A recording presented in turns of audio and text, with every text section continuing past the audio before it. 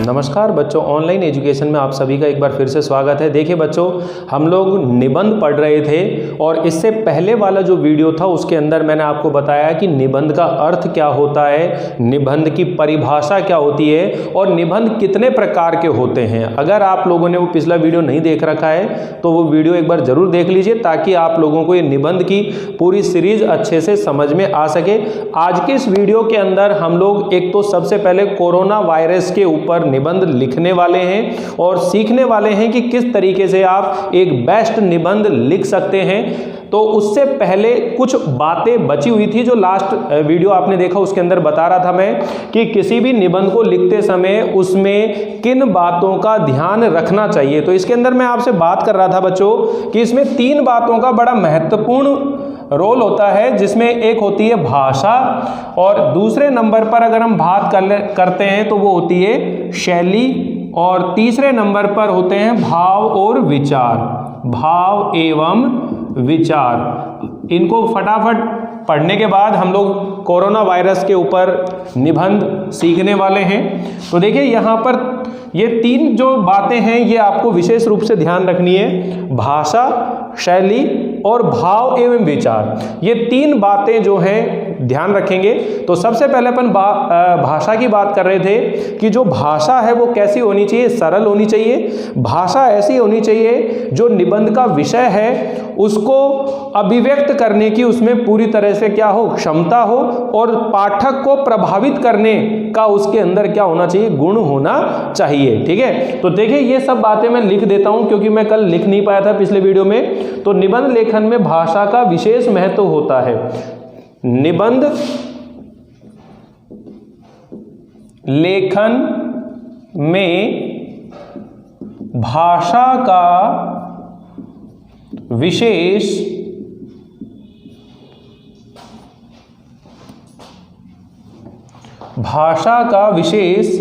महत्व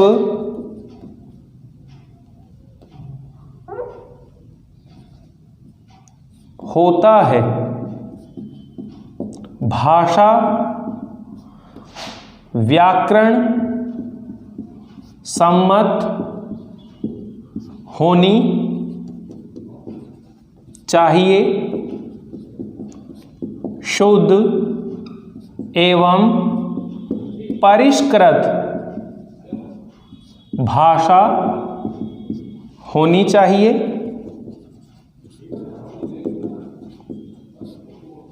ठीक है, ये जरूर ध्यान रखेंगे कि निबंध लेखन में भाषा का बहुत विशेष महत्व होता है, इसलिए भाषा व्याकरण सम्मत होनी चाहिए, शुद्ध एवं परिष्कृत भाषा होनी चाहिए और अशुद्धियां नहीं होनी चाहिए। साथ ही विराम चिन्हों का उसके अंदर प्रयोग होना चाहिए ताकि जो हम बताना चाह रहे हैं वो वहां पर व्यक्त हो सके। अगर विराम चिन्हों का सही प्रयोग नहीं करेंगे तो कई बार ऐसी स्थिति होती है कि अर्थ का अनर्थ भी हो जाता है, यानी कि जो भाव जिस अर्थ में हम कहना चाह रहे हैं वो वहां पर पता नहीं चल पाता है। इसलिए इस बात का भी आप ध्यान रखेंगे। ठीक है, भाषा ऐसी हो जिससे पाठकों को प्रभावित करने की और विचारों को अभिव्यक्त करने की पूर्ण क्षमता होनी चाहिए। ठीक है, अर्थात भाषा ऐसी होनी चाहिए जिसमें पाठकों को प्रभावित करने की तथा विचारों को व्यक्त करने की पूर्ण क्षमता हो। इस तरह की भाषा का इस्तेमाल होना चाहिए। तो भाषा के बारे में बात करिए। फिर आती है दूसरे नंबर पर अगर हम बात करें तो शैली। शैली का भी एक विशेष महत्व होता है। देखिए, समास को लिखने के लिए वैसे तो कई तरह की शैलियों का प्रयोग किया जाता है, लेकिन मैं उन सब चीज़ों को आपको विस्तार में ना लिखवा करके थोड़ी थोड़ी बातें सबके बारे में जरूर बताऊंगा।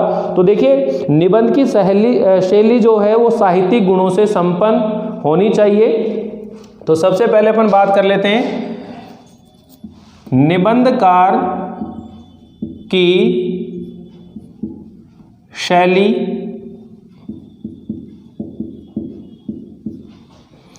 निबंध लिखते समय साहित्यिक गुणों से संपन्न होनी चाहिए। साहित्यिक गुणों से संपन्न होनी चाहिए और निबंधकार का जो निजीपन है उसको प्रकट करती होनी चाहिए तथा निबंधकार के निजीपन को प्रकट करती हो। अब ये निजीपन का मतलब होता है, क्योंकि निबंध जब लिखा जाता है बच्चों, तो जिस भी विषय के ऊपर लिखा जाता है वो किसी विषय के ऊपर उपदेश तो होते नहीं है, वो उस विषय के ऊपर वो व्यक्ति अपने खुद के विचारों को व्यक्त करता है, तो उसके निजीपन को वो व्यक्त करती हो। भाषा ऐसी होनी चाहिए, उसमें इस तरह से ना लगे कि वो किसी विषय के ऊपर केवल एक उपदेश दे रहा है, ऐसी स्थिति उसके सामने नहीं होनी चाहिए। अब देखिए यहाँ पर कई तरह की शैलियाँ होती है बच्चों। एक होती है जैसे समास शैली होती है। कौन सी होती है? समास शैली होती है। ठीक है, अब ये जो समास शैली होती है इसके अंदर क्या होता है? समास का मतलब ही क्या होता है? संक्षिप्त में, अर्थात किसी विषय को बहुत ही संक्षिप्त शब्दावली के अंदर, समास शैली के अंदर उसे कहना होता है, यानी कि कम से कम शब्दों में अधिक से अधिक बात कहने की जो शैली होती है वो क्या कहलाती है? समास शैली कहलाती है। भाई जैसे अपन बोलते हैं भाई रसोई के लिए घर, एक तो ऐसे लिखा और एक सिंपल लिख दिया रसोई घर, तो उस रसोई घर शब्द के अंदर ही ये भाव निकल कर आ रहा है ये रसोई के लिए घर है। यानी समास अपन पढ़ते हैं तो समास शैली का मतलब होता है कि कम से कम शब्दों में अधिक से अधिक बातें कहना। जैसे 12th क्लास में अंदर हम कवि बिहारी जी के बारे में बात करते हैं, तो कवि बिहारी जी के जो दोहे हैं वो दिखने में बहुत ही छोटे लगते हैं, किंतु उनके माध्यम से उन्होंने कितनी गहरी गहरी बातें कही हैं। कई बार हम लोग ऐसे नेता वगैरह भी देखते हैं जो बहुत ही सारगर्भित बात कहते हैं, ऐसा भाषण देते हैं कि सब उससे अट्रैक्ट हो जाते हैं। तो कहने का मतलब ये आता है कि जब हम निबंध लिखते हैं तो निबंध को लिखते समय जिन शैलियों का प्रयोग किया जाता है उनके अंदर ये एक शैली है समास शैली। दूसरे नंबर पर अपन बात करें व्यास शैली। अब ये जो व्यास शैली होती है बच्चों, व्यास का मतलब ही क्या होता है? विस्तार करना। व्यास का मतलब क्या होता है? विस्तार करना, अर्थात अपने भाव और विचारों को जब हम निबंध में लिखते हैं तो उसको विस्तार से व्यक्त करना। ठीक है, इसमें तो कम से कम शब्दों में अधिक से अधिक बात कही जाती है, और यहाँ इसका उल्टा है व्यास शैली में। उनमें किसी विषय को जो है खुलकर के बताया जाता है, पूरे विस्तार से बताया जाता है। ठीक है, एक धारा शैली होती है, एक तरंग शैली होती है, आगमन निगमन शैली होती है। ऐसे ये निबंध की बहुत सारी शैलियाँ होती हैं, तो हमको इनमें डेप्थ में जाने की जरूरत है नहीं है। तो अपन ये ध्यान रखें किसी भी निबंध को लिखते समय ये सब बातें होनी चाहिए। भाषा जो है विषय के अनुरूप होनी चाहिए। भाषा जो है आपके जो लिखने वाला होता है निबंधकार, उसके निजीपन को व्यक्त करती हो वो, इस तरह की बातें आपको मालूम होनी चाहिए। ठीक है, तीसरे नंबर पर है भाव और विचारों की जो अभिव्यक्ति है। भाव व विचारों की अभिव्यक्ति, भाव व विचारों की अभिव्यक्ति क्रमबद्ध, सुंदर व सुगठित तरीके से होनी चाहिए। कि जो भाव और विचारों की अभिव्यक्ति है क्रमबद्ध होनी चाहिए, सुंदर, सुगठित और व्यवस्थित क्रम के अंदर होनी चाहिए। सुगठित अभिव्यक्ति होनी चाहिए, यानी जो भी भाव है विचार है उनकी अभिव्यक्ति हम कर रहे हैं तो उनको बिल्कुल क्रम से, सुंदर, सहज भाव से उनको व्यक्त कर देना चाहिए। तो ये कुछ बातें हैं जो आपको हमेशा ध्यान रखनी पड़ेंगी। अब एक यहीं पर मैं आपको एक बात और समझा देता हूं कि जब हम निबंध लिखते हैं तो उसके मुख्य रूप से 3 अंग होते हैं। किसी भी निबंध के अंदर 3 पार्ट मेन होते हैं जिनको आपको हमेशा ध्यान रखना है। देखिए, निबंध के अंग, निबंध के अंग, अगर हम निबंध के अंगों की बात करें तो देखिए इसके अंदर सबसे पहले जो होती है वो होती है प्रस्तावना। क्या चीज होती है? सबसे पहले अगर हम बात करें तो प्रस्तावना। ये जो प्रस्तावना होती है बच्चों, इसी को हम बोलते हैं भूमिका। इसी को हम क्या बोलते हैं? भूमिका। ये किसी भी निबंध के अंदर सबसे महत्वपूर्ण भाग होता है। यानी कि निबंध की अगर हम बात करें तो ये 3 अंग होते हैं इसके अंदर।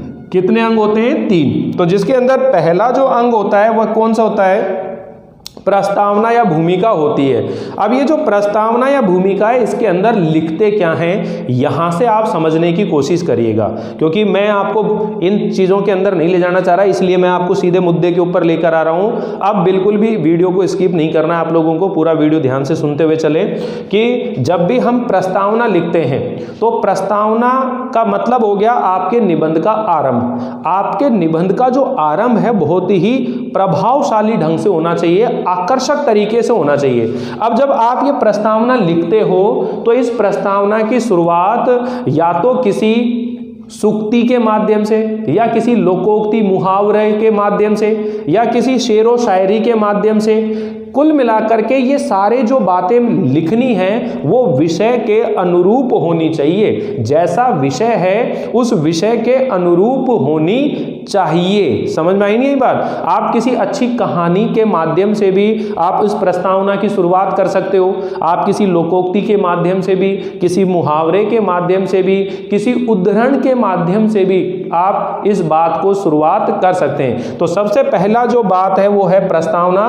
प्रस्तावना के अंदर विषय, जैसे मान लीजिए भ्रष्टाचार दे दिया, तो अब आपको लिखना है भाई भ्रष्टाचार के ऊपर प्रस्तावना बनानी है। तो भाई भ्रष्टाचार जो शब्द है वो 2 शब्दों से मिलकर बना है, भ्रष्ट प्लस आचार। भ्रष्ट का मतलब क्या होता है? नैतिकता की कमी। भ्रष्ट का मतलब हो गया कि ऐसा व्यक्ति जिसमें नैतिकता नहीं है, ठीक है, यानी कि हम यूं कह सकते हैं नैतिकता की कमी। और आचरण का मतलब क्या हो गया? व्यवहार हो गया, मतलब ऐसा काम जो नैतिकता के विरुद्ध है, तो वो क्या कहलाएगा? भ्रष्टाचार।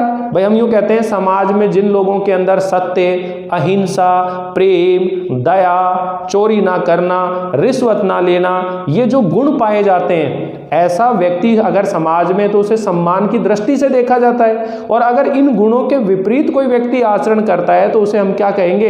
ये भ्रष्टाचारी व्यक्ति है। भ्रष्ट आचरण, अपने व्यवहार से भटका हुआ व्यक्ति, अपने व्यवहार से भ्रष्ट हो गया है वो। समझ में है ना? ऐसे अगर हम बात करें भाई आतंकवाद के ऊपर निबंध लिखना है तो आतंकवाद की भूमिका किस रूप में तैयार करेंगे कि भाई आतंकवाद क्या है। समझ में है ना? भाई आतंकवाद शब्द 2 शब्दों से मिलकर बना है, आतंक प्लस वाद। आतंक का अर्थ है भय, डर, और वाद का अर्थ है बोलना।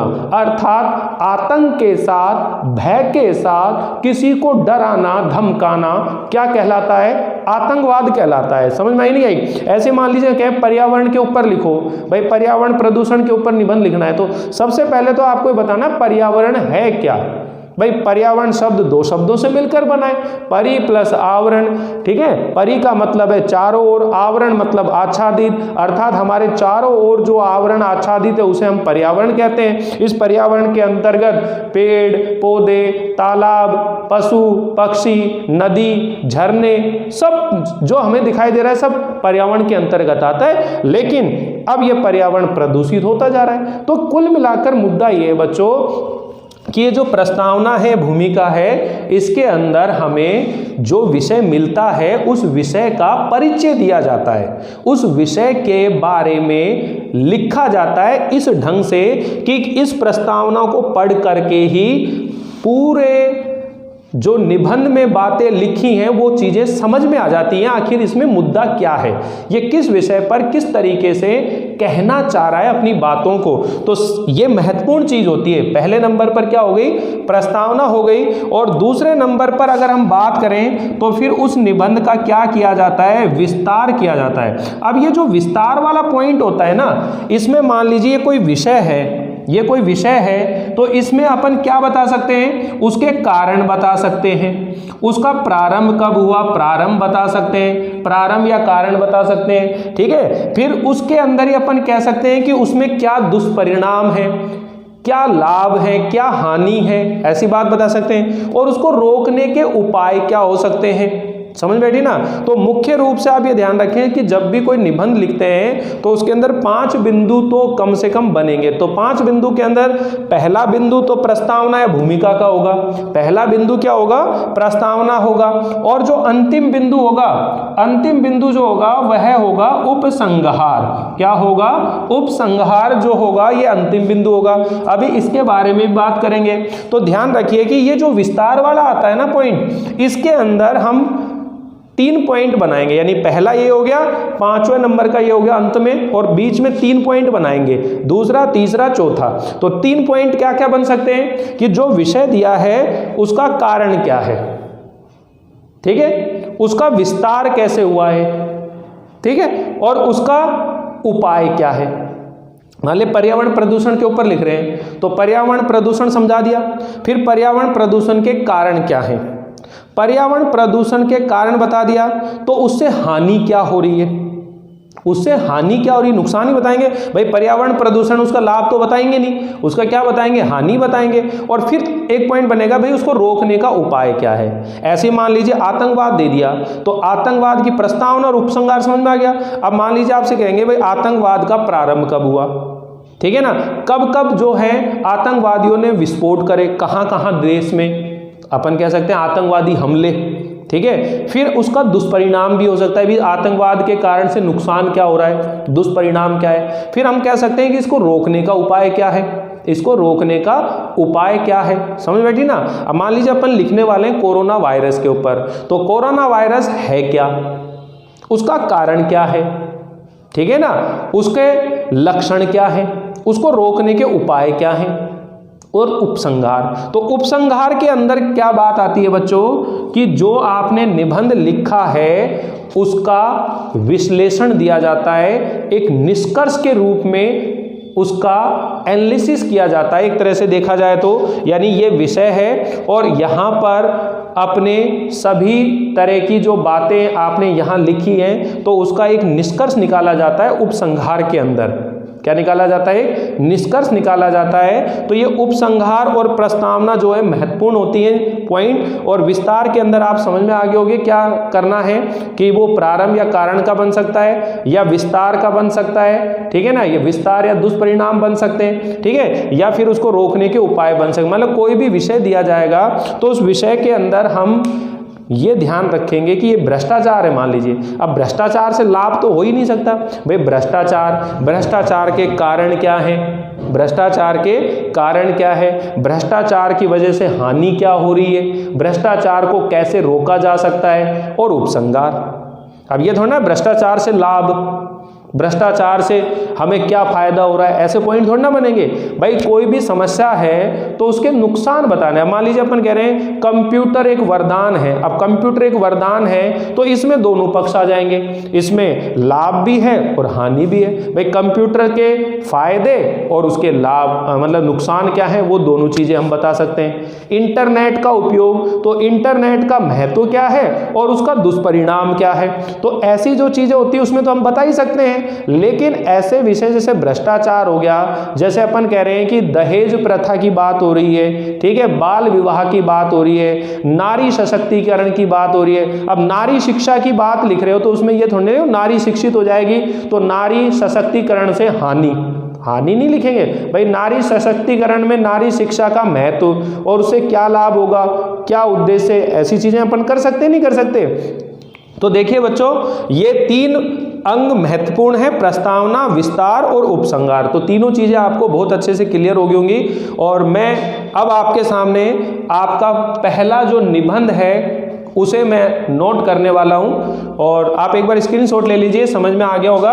और यहां एक एक चीज समझते हुए चलिएगा बच्चों कि कैसे आपको निबंध लिखनी है, ठीक है। अब निबंध को लिखने का तरीका मैं आपको बिल्कुल शुरू से यहां समझा रहा हूं कि आपको सबसे पहले जब एग्जाम में निबंध लिखते हैं तो निबंध को लिखते समय एक तो सेक्शन का ध्यान रखेंगे, क्योंकि 5 खंड होते हैं, 5 सेक्शन होते हैं। तो एक तो आप काम ये करेंगे कि बिल्कुल सीक्वेंस से काम करेंगे, जो कि मैंने आपको बताया था कि भाई आप अगर हिंदी विषय में 100% अंक प्राप्त करना चाहते हैं तो मैं जो बता रहा हूँ वो वीडियो सीरीज चल रही है उसको जरूर देखते हुए चले, वहाँ से आपको वो चीज़ें ज़रूर समझ में आएंगी कि कैसे हम अच्छे अंक प्राप्त कर सकते हैं, क्योंकि मैं वहाँ पर बता रहा हूँ कि सबसे पहले तो आप अपनी हैंड राइटिंग पर काम करें। दूसरा काम होता है कि आपका प्रेजेंटेशन होगा, ठीक है ना। फिर हम अपनी अशुद्धियों को दूर कैसे करें, बहुत सारी चीज़ें हैं जिनमें आपको सुधार करना पड़ेगा।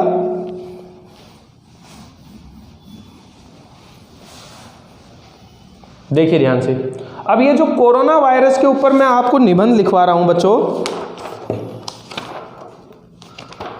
मैंने लिख करके पहले तैयार किया आप लोगों के लिए। अब ये कोरोना वायरस जो है,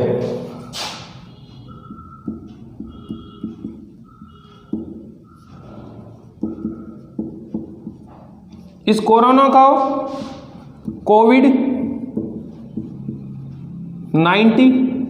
भी बोलते हैं। तो ये आपको जैसे निबंध दे दिया, ठीक है ना, और आपने ये हेडिंग बना रखी अपनी, कोई दिक्कत नहीं है।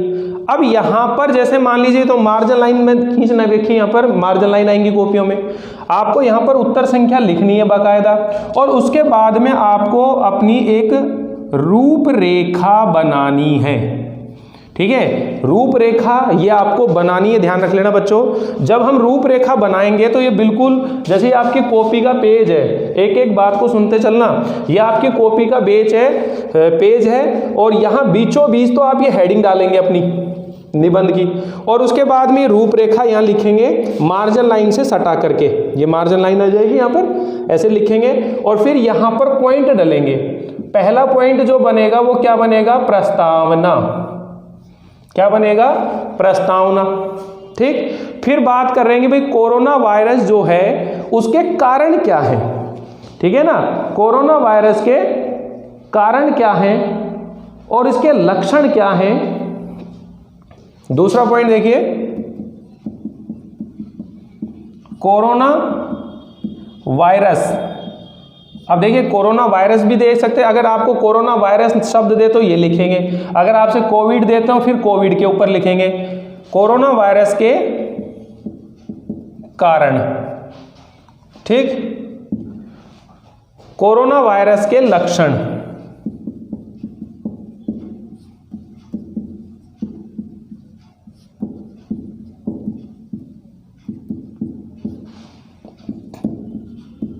कोरोना वायरस से बचने के उपाय, ठीक है, या रोकने के उपाय हो सकते हैं। और पांचवा बिंदु जो होगा वह होगा उपसंहार। कौन सा होगा, उपसंहार होगा। तो अब यहां पर देखिए बच्चों, मैं आपसे बात कर रहा हूं कि भाई कोरोना वायरस के ऊपर हम लोग निबंध लिखने वाले हैं। आपने यहां रूपरेखा बनाई और रूपरेखा बना करके ये सारे पॉइंट लिख दिए। अब आपने यहां जब इसकी शुरुआत करनी है तो सबसे पहले जो पॉइंट बनाएंगे वो क्या बनेगा, आपका प्रस्तावना बनेगा। क्या बनेगा, यहां पर प्रस्तावना बनेगा। अब ये जो प्रस्तावना बन रही है, आपको मैंने हेडिंग बनाने के तरीके बता रहा हूं कि जैसे मान लीजिए आपने एक हेडिंग इस तरह से बना ली, ठीक है, और आपने यहां हेडिंग बना करके और ये प्रस्तावना लिखना चाह रहे हैं। लेकिन मैं ये कह रहा हूं कि जब भी आप प्रस्तावना की शुरुआत करें तो किसी ना किसी कोटेशन से शुरू कर सकते हैं, किसी लोकोक्ति या मुहावरे से कर सकते हैं, या फिर किसी कहानी से शुरुआत कर सकते हो। लेकिन वो सब बातें जो हैं विषय के अनुरूप होनी चाहिए। क्या होनी चाहिए, वो विषय के अनुरूप होनी चाहिए। चलिए मैं आप लोगों के सामने प्रस्तावना बनाने के लिए चर्चा करता हूं कि भाई आखिर ये जो कोरोना वायरस है ये है क्या, ये क्या है। अगर हम इस मुद्दे के ऊपर बात करें तो कोरोना वायरस जो है एक विषाणु है। और कैसा विषाणु है, ये बहुत सूक्ष्म, अति सूक्ष्म विषाणु है जिसे हम आंखों से तो देख ही नहीं पाते। और अगर मैं कहूं कि भाई ये जो कोरोना वायरस है इसका पहली बार जब पता चला तो ये कौन से शहर से पता चला, तो हम सब जानते हैं, मीडिया देख रहे थे कि जो चीन का, चाइना का वुहान शहर है वहां पर इसका पहला केस सामने आया था। और पता कब चला है, 2019 में, दिसंबर 2019 के अंदर वहां पर पता चला है। और फिर जो WHO है, विश्व स्वास्थ्य संगठन, WHO, विश्व स्वास्थ्य संगठन जो है उसने इसे क्या दे दिया, एक महामारी घोषित कर दिया। ठीक है ना, महामारी घोषित कर दिया इसको। ये एक ऐसा रोग है जो बहुत जल्दी फैलता है, और फैलने का कारण क्या है कि ये जो व्यक्ति से व्यक्ति में फैलता है, व्यक्ति से व्यक्ति में फैल जाता है। तो ये एक बहुत खतरनाक बीमारी है। तो इसके अंदर देखिए पॉइंट तो बहुत कम है, लेकिन अपन जब इसको लिखना शुरू करेंगे तो बहुत सारी चीजें आपको समझ में आती जाएंगी। तो मैं यहाँ एक कोटेशन नोट कर रखिए, गंभीर है, विशाल है, बड़ी महामारी है, संयम रखो दोस्तों, जंग अभी जारी है। गंभीर है, विशाल है, गंभीर है, विशाल है, बड़ी महामारी है। मैं यहां नोट कर देता हूं। जब ये लाइन आपकी दिख रही है, यहीं से आपको दो लाइनों के अंदर मिड में लाना है। कैसे लिखेंगे, गंभीर है, विशाल है, बड़ी महामारी है।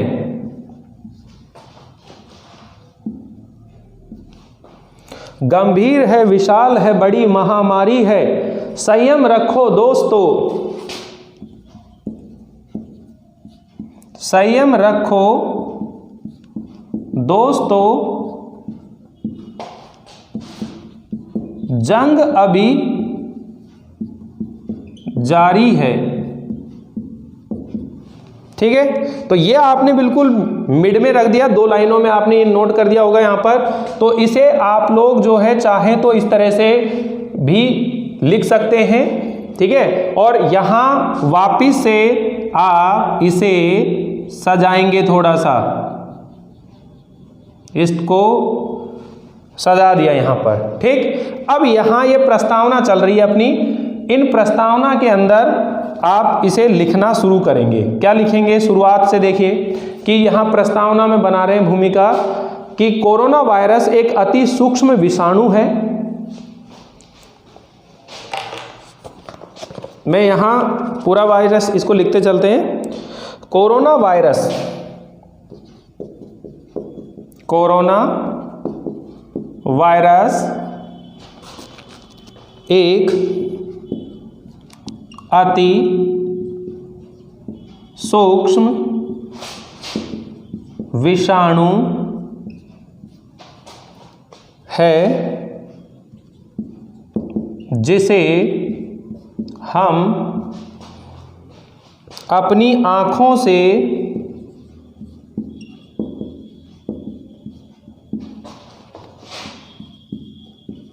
नहीं देख सकते हैं।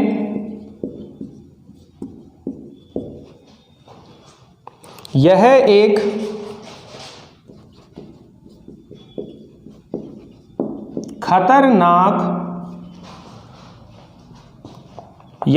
खतरनाक विषाणु है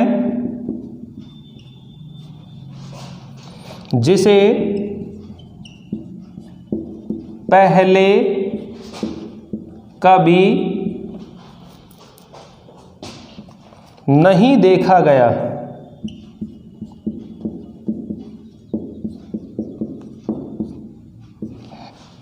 यह एक इस वायरस का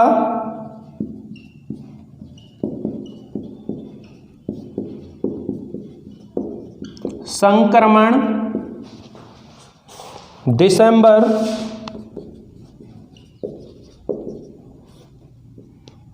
2019 ईस्वी में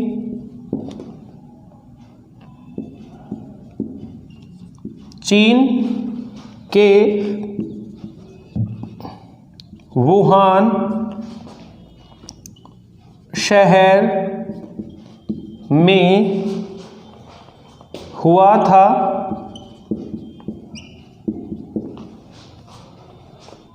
देखते ही देखते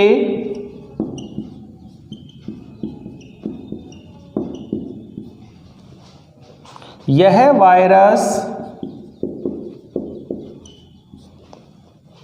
दुनिया भर के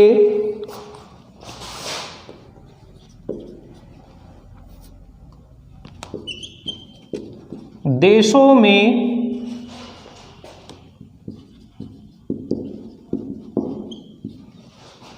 फैल चुका है। इस वायरस के संक्रमण से जो बीमारी होती है उसका नाम कोविड-19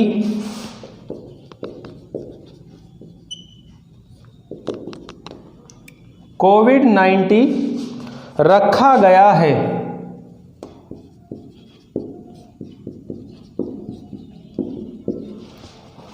यह एक संक्रामक रोग है। विश्व स्वास्थ्य संगठन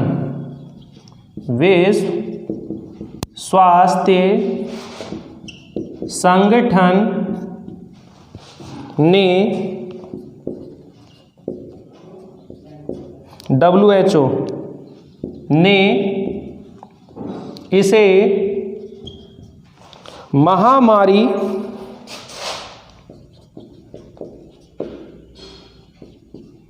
घोषित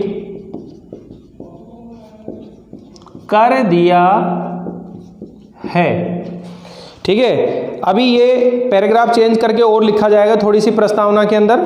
तो देखिए बच्चों, अभी इतना सा ये समझने की कोशिश करिएगा कि कोरोना वायरस एक अति सूक्ष्म विषाणु है जिसे हम अपनी आंखों से नहीं देख सकते हैं। यह एक खतरनाक विषाणु है जिसे पहले कभी नहीं देखा गया और इस वायरस का जो संक्रमण है दिसंबर 2019 ईस्वी में चीन के वुहान शहर में हुआ था। देखते देखते ये जो वायरस है दुनिया भर के देशों में फैल चुका है और इस वायरस के संक्रमण से जो बीमारी होती है उसका नाम कोविड-19 रखा गया है। यह एक संक्रामक रोग है और विश्व स्वास्थ्य संगठन ने WHO ने इसे महामारी घोषित कर दिया है। तो अब आप देखिए, इसे देखने में ही आपको थोड़ा सा अच्छा लगा होगा, इफेक्टिव लगा होगा। तो जब आप निबंध लिखते हैं तो उसकी शुरुआत को थोड़ा सा तरीके से करेंगे तो बहुत अच्छे आपके नंबर इसमें मिलने वाले हैं। और बीच बीच में ये इस तरह की कोटेशन जो है मैंने तैयार करी है वो आप लोगों को बताऊंगा लिख करके, उनको भी आप देखते चलेंगे, लिखते चलेंगे, नोट करते, और कोशिश करेंगे कि कुछ निबंधों के वीडियो आपको लगातार मिलते रहें। और उम्मीद है कि आपको अभी ये सब चीज़ें समझ में आ रही होंगी, पसंद आ रहे होंगे। अगर अच्छा लगे तो लाइक कीजिए, शेयर कीजिए और ज़्यादा से ज़्यादा विद्यार्थियों को शेयर कीजिए ताकि उन्हें लाभ मिल सके। मिलते हैं अगली बार इस टॉपिक को आगे बढ़ाते हुए। तब तक के लिए थैंक यू, बाय बाय।